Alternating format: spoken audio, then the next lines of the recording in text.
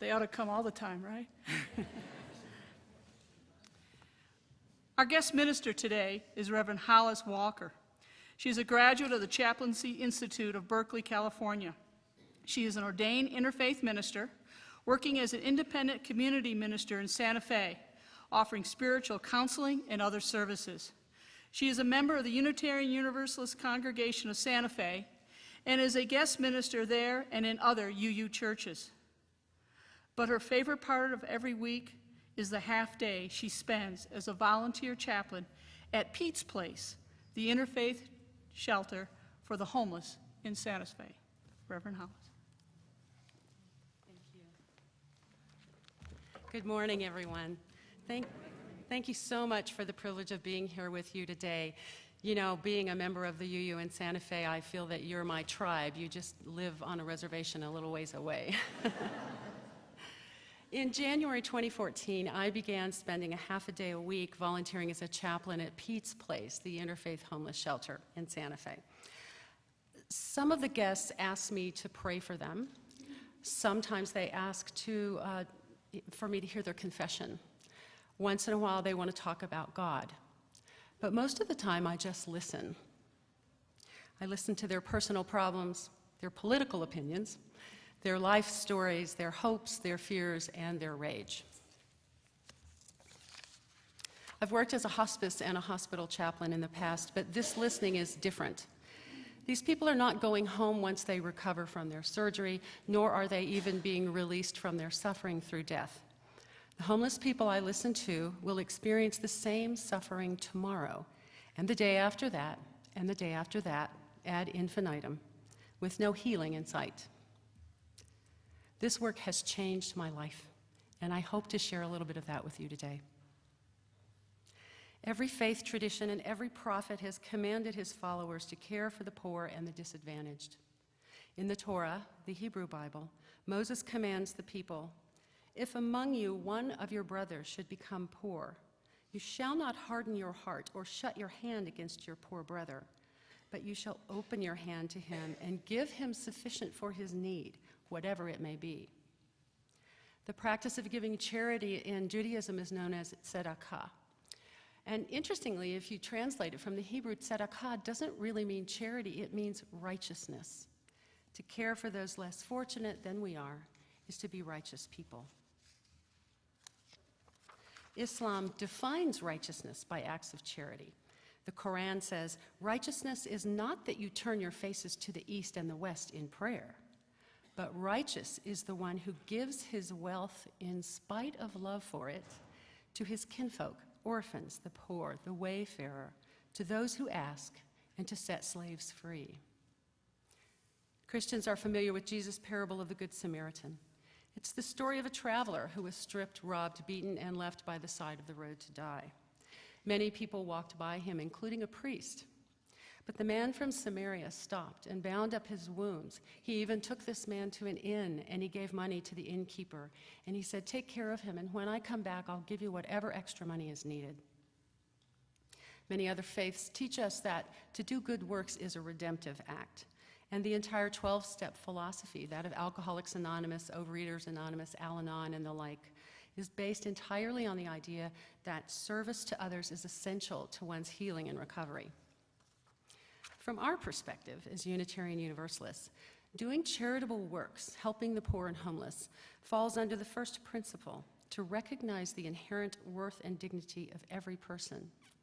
And the second principle, to promote justice, equity, and compassion in human relations. But exactly how do we help the homeless? For most of us, giving money to a charity that operates homeless shelters or provides meals or food boxes to the poor is the easiest and most efficient way to show our compassion and make sure our money is going to the right place. Because most of us have some misgivings about giving money to people who beg on the street. Are we just supporting their alcohol and drug habits? Are they even really homeless, or is this just a scam?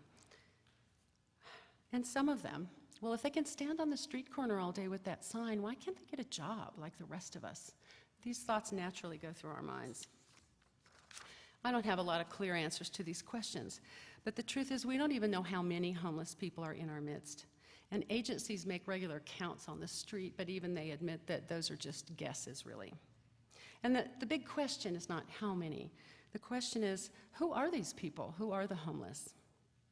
I've spent most of my time in the homeless shelter in Santa Fe, but in the past month I've also come down and visited shelters here in Albuquerque and talked to shelter workers, and our populations are essentially the same.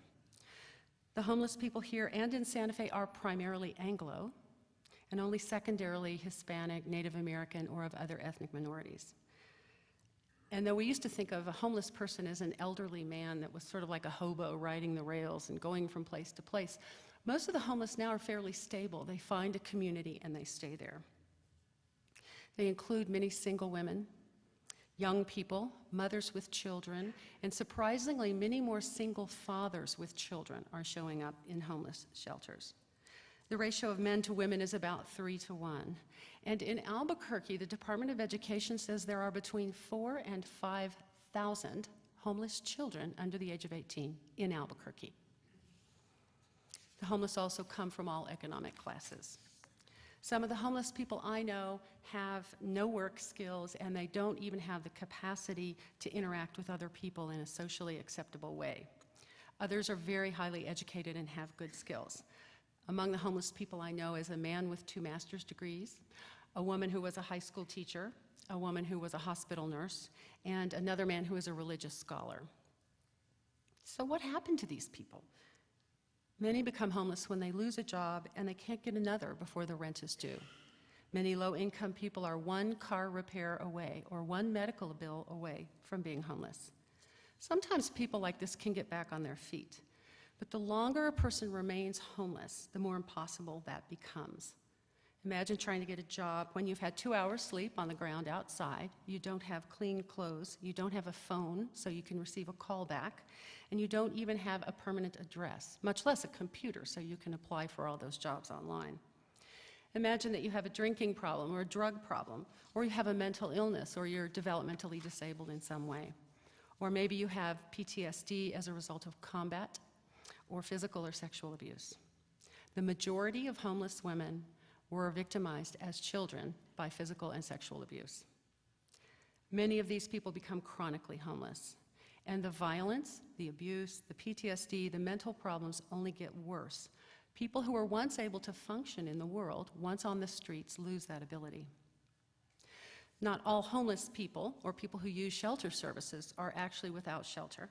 One man I know became homeless after losing 2 jobs in a row.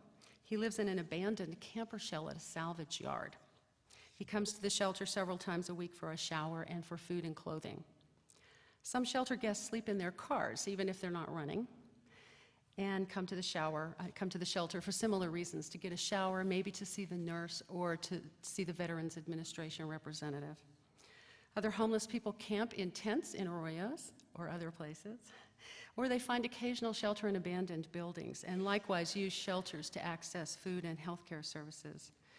One shelter guest I know is a software engineer, and a business he gets work for sometimes lets him sleep inside the business at night. One homeless man I know, one of the first people I met at the Santa Fe shelter, I recognized him because he used to live on the other side of a duplex I rented. He was a very, very well-known photographer in Santa Fe, and his works are in museums, and yet he's now homeless. It can be difficult to find compassion for some of the homeless. If we became homeless, we wouldn't act like that. At least that's what we may think. The people who come to the shelter are often drunk, their eyes are bloodshot, they speak and act inappropriately, they fall asleep, they fall down, they swear, they shout, they threaten other people. They're unclean, they smell, and they won't take a shower even if there's one there. They start arguments, even with their friends. They're irritable, they won't speak to shelter volunteers or other guests. They refuse to take their antipsychotic medication sometimes, and then they act out. They get into fights, and one day they're the aggressor, and the next day they're the victim. These people are really hard to like and hard to accept. But they all have one thing in common. They don't want to be homeless. It's a myth that people choose homelessness. Instead, many of them have lost the capacity to help themselves, to let others help them, to believe in themselves long enough to cross the threshold into a new life. They've given up trying to get what we consider our birthright, a job, a family, and a safe place to live. They're just trying to get by today. Those who are mentally ill face an even greater challenge. I've talked to a lot of people at the shelter and thought, wow, this guy's really smart and he speaks really well, and why can't he go get a job? And then the next time I speak to that person, I realize that they're mentally ill. They're schizophrenic, they're paranoid, they're bipolar, they have one of the many mental illnesses that make people unacceptable in our world. If they got a job, people like this, they couldn't keep it very long, because people wouldn't put up with them. Some of these people are intellectually brilliant. I have my best conversations with some of the mentally ill at the shelter. But their mental problems keep them from accessing the very services that they need. Some homeless people are physically disabled. I know one woman who was crippled by polio as a child, and for many years she was the coffee lady at the local cafeteria. But now she's older and she can no longer push a coffee cart. And so she has lost the job that gave her dignity and pride, and she comes to the homeless shelter. And if a person doesn't have physical problems before they become homeless, they're sure to soon. Just the sheer problems of living out of doors, sleeping on the ground, walking around almost all day, every day, inadequate nutrition, violence, and the added effects of alcohol and drug abuse damage their bodies irreparably. How can we expect these people to believe in themselves when the world out there tells them every day that they are useless? Many homeless people walk the streets during the day because there's no place they can just sit where someone won't be offended by their presence. They tell me that security guards and police chase them away wherever they land. The people you and I rely on to protect us are a threat to them.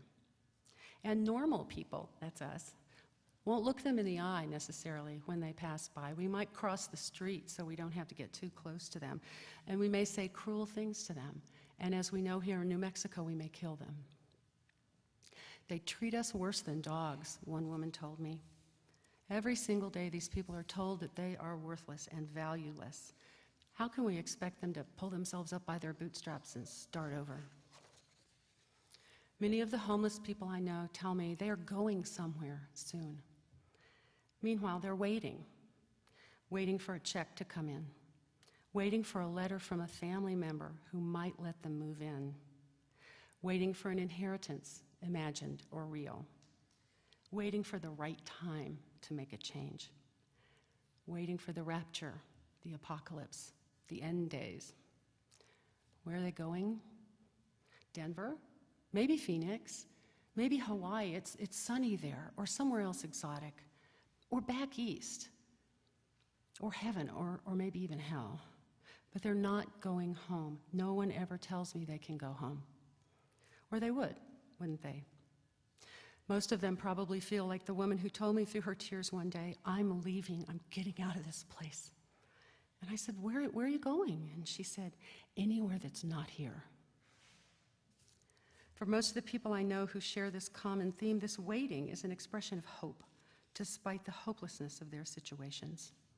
Perhaps they believe if I wait long enough, something will change and I won't be homeless anymore. But that same waiting behavior is also an expression of hopelessness. One woman I know says she has some money waiting for her back east, and she's going to go there and start her life all over. But something holds her back, something she can't express. Another week goes by, and another, and now a year and a half has gone past since I first heard this story. She is still at the shelter, still homeless, and still hopeless. This is not laziness. It is not insanity. It is not stupidity. Sometimes it looks like all of those things, but it's not. The Christian writer Marcus Borg says that the suffering of the poor is primarily that of shame and disgrace. It's a toxic shame, a global sense of failure of the whole self. This is the disease of homelessness, a global sense of failure of the whole self. Some people already had it when they hit the streets. Other people get it soon after. Father Gregory Boyle, the founder of Homeboy Industries in Los Angeles, has a prescription for those of us who would help those less fortunate than we are. We must stand with the least likely to succeed until we achieve something more valuable, he says, kinship You stand with the belligerent, the surly, the badly behaved, until bad behavior is recognized for the language it is, the vocabulary of the deeply wounded and of those whose burdens are more than they can bear. We can't fix such people. We can't erase a lifetime of suffering that's led them to this condition. Homeless shelters exist to keep them safe, nourished, and clothed, and to provide a social context. People there work very hard to help homeless people get off the street when they're ready. Often a guest on a new path seems to be succeeding but falls down again, like the man who was sober for months and then showed up drunk at the shelter. Our job, says the executive director, is to pick them up after they fall, no matter how many times they fall. Some homeless people can find a new life, but it takes a lot of help. And it happens, but not on a made-for-TV scale. It's one person at a time. One shelter volunteer, one mental health counselor, or one social worker who connects with one mentally ill, drug-addicted, alcoholic, belligerent loser and says, I am not giving up on you, no matter how many times you give up on yourself. So I've told you a lot of sad tales today, and you would think that volunteering at a homeless shelter would be really depressing and heartbreaking, and sometimes it is. But there's also a lot of laughter there. And there are deep connections between the homeless people, the shelter workers, and the volunteers. A lot of people who are homeless use humor to get by. One guest, I love this guy, he tells constant one-liners and he makes them up on the spur of the moment. And one day he said to me, do you know how many homeless people it takes to change a light bulb? No, how many? He said, I don't know either, but as long as we're talking about change, do you have some?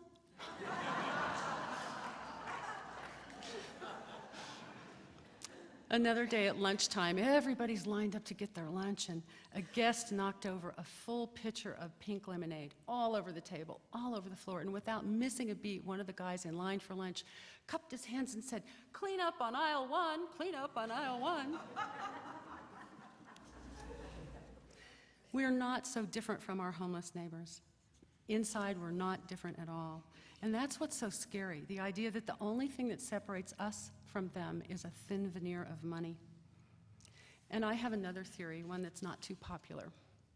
We need the homeless, the poor, the wretched people we see on the streets. Why? We need them because they represent our shadow side. They represent who we might be if we had not gotten away with our wrongdoings, our bad behavior, our secrets, our lies, if we hadn't escaped without getting caught at some point in our lives.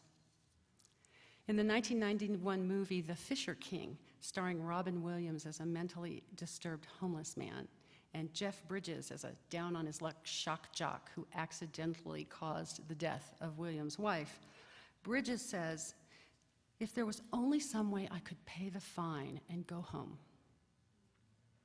In some way, homeless or not, in each of our hearts, I believe, we'd all like to pay the fine and go home. That is, we'd like to find our redemption from whatever our suffering is. Through my volunteer work at the shelter, I am connected to my humanity over and over again in ways that leave me breathless. I go home from the shelter, even after a day of fights and vomit and police and all kinds of unpleasant things, in a state of gratitude and wonderment that I just can't even explain. I get a glimpse into the heart of other people in such a way that I no longer feel separate or isolated or singular. I'm no longer afraid of homeless people on the street. I no longer care if the money I may give them goes for alcohol or booze. I no longer worry about whether they should have a job or not. Are they just lazy people? Is it a scam? I don't care. What I care about is, what do I have in common with that person? What can he or she teach me, and what can I teach them? I can't rescue anyone, but I can look them in the aisle and smile and say, how are you today? The Israeli philosopher Martin Buber said, people only become fully human when their being is affirmed by another human being. Buber writes, secretly and bashfully, every person watches for a yes, which can allow that person to be, and which can come only from one human person to another. It is from one person to another that the heavenly bread of self-being is passed. I try to offer Buber's magical affirming yes to all those I encounter. The title I gave this sermon is Angels in Disguise, which was inspired by a song that Christy and I are going to sing as a postlude. It's about looking beneath the surface, looking beyond the outsides of people to their inner beauty. One of the many roles the angel plays in mythology and religion is the teacher. The shelter guests are my teachers because they're my angels. 2 of my angels died this week. Melissa Sosi was murdered in an arroyo in Santa Fe because she had no place to go at night. And Danny Jones died of natural causes many, many years before his time. So I dedicate this sermon today to those people. Father Gregory Boyle says that compassion is not a relationship between the healer and the wounded. It's a covenant between equals. This I believe to be true. We are all in covenant with one another. We are all teaching each other all of the time. And we can all be angels in disguise.